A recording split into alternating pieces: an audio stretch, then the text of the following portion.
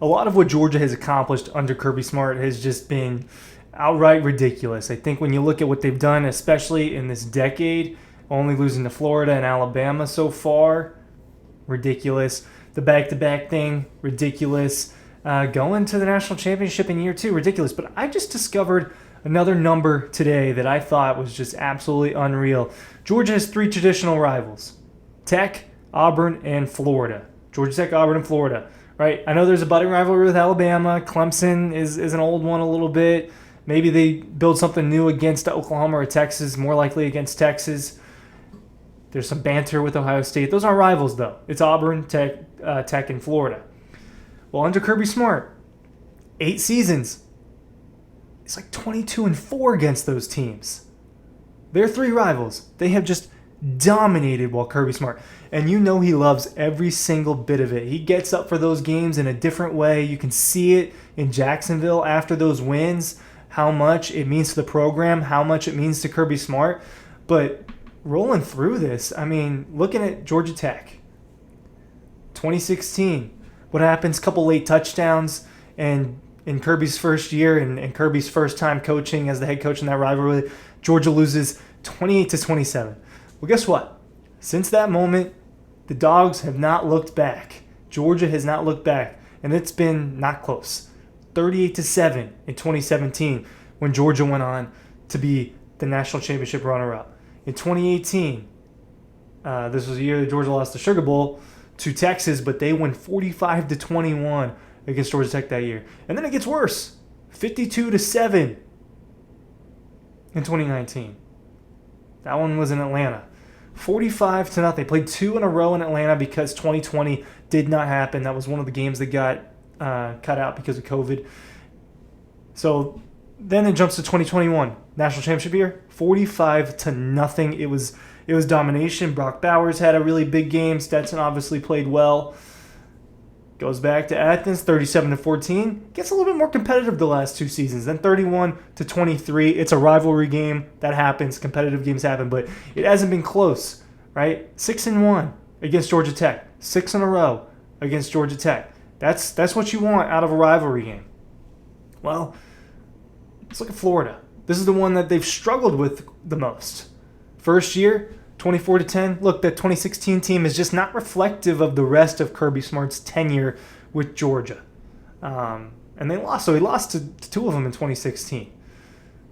42-7 the next year when they go on. Like I said, that 2017 team was sick. They win 42-7. 36-17 in 2018. 24-17 in 2019. Then Florida was just better than Georgia in 2020. They had Kyle Trask. They had Kyle Pitts. They were really balling out. Georgia loses 44-28. You remember a little bit about that game? Stetson Bennett gets hurt. DeJuan Mathis is in there. It was a little bit of a disaster for Georgia. Do they throw in Carson back in his hometown? 2021, right? You get into the national championships. 34-7. It wasn't close. Couple of big turnovers, right? And 34-7 was one of the modest games that Georgia had in 2021. 2022, another beatdown, 42-20. Same thing in 2023, just add one more, 43-20. Georgia just flying through the Gators, and I don't think that one's changing anytime soon. They're in the worst position out of these 3 schools because as Auburn tries to find its way going back vertical, right? You get in Hugh Freeze, maybe they can make things happen with him. At least there's a little bit of excitement there. Brent Key. Georgia Tech's excited about Brent Key. He's an alum, right? They played Georgia tough this past year. They made a big step. The transfer portal was very good to Georgia Tech. I expect them to take another step forward. And then you got Florida, who's just not good. They could end up losing 6 or 7 games in a row this year if you've taken a look at their schedule. I've obviously looked at it pretty extensively. I think the 2 of the toughest schedules in college football this year are Georgia and Florida's. Bad news for Florida, Georgia's on their schedule. Good news for Georgia, Florida's on their schedule. It's a rivalry game. It could end up being a 1-touchdown game, but those 2 programs, they're just not in the same universe right now. Let's talk about the Auburn one. So in 2016, in Kirby Smart's first year, out of the 3, this was the only time they won. I was at this game. Snooze fest.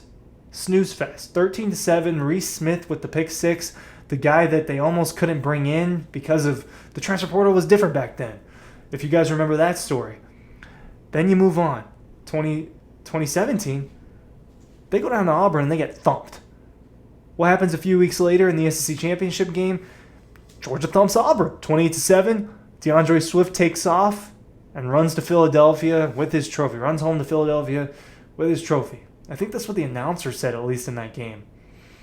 2018, 27-10.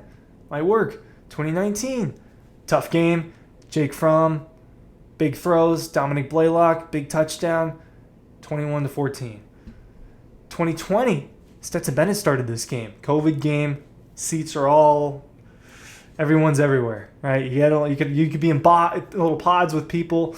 It was different back then, and Stetson plays pretty well. And Auburn couldn't move the ball. This is a Bo Nix year.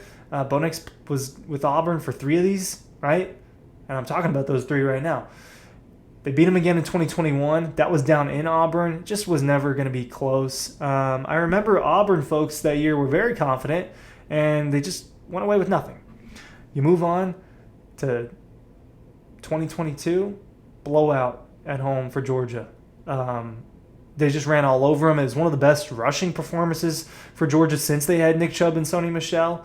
I believe Branson Robinson got in the action, had a touchdown. Dejan Edwards had a couple touchdowns, if I remember correctly.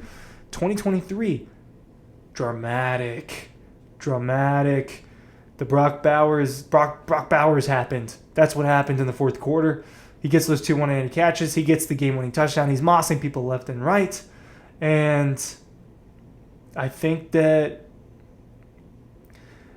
game probably felt sweeter than blowing them out.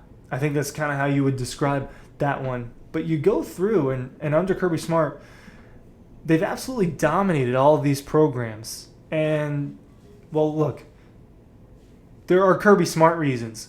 The recruiting, the establishment of the culture.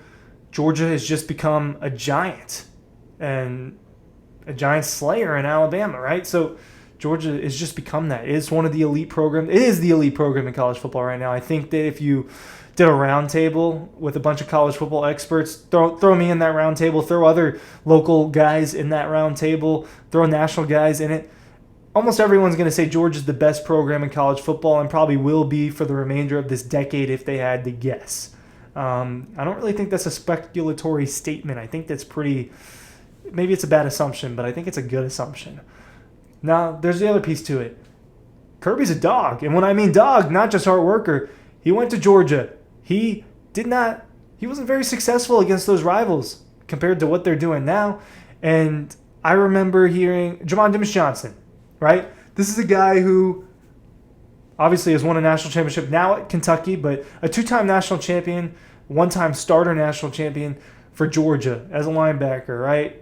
Not everyone's favorite player right now because he left, but I remember him joking about it and talking about how much those games matter to Kirby, how it's Tech and Florida and Auburn.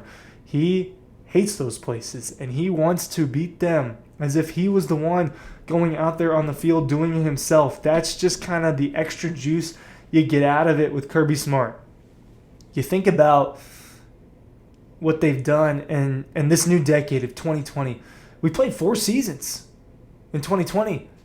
Right? There's another 6 left, but we're almost halfway through this thing. This year will be the halfway point, right? 20, 1, 2, 3, 4, 5, 6, 7, 8, 9.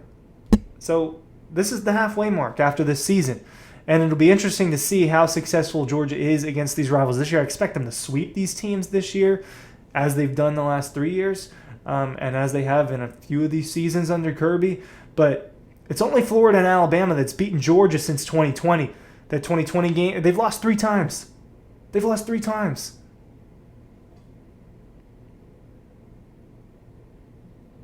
times? 4 times. Alabama twice.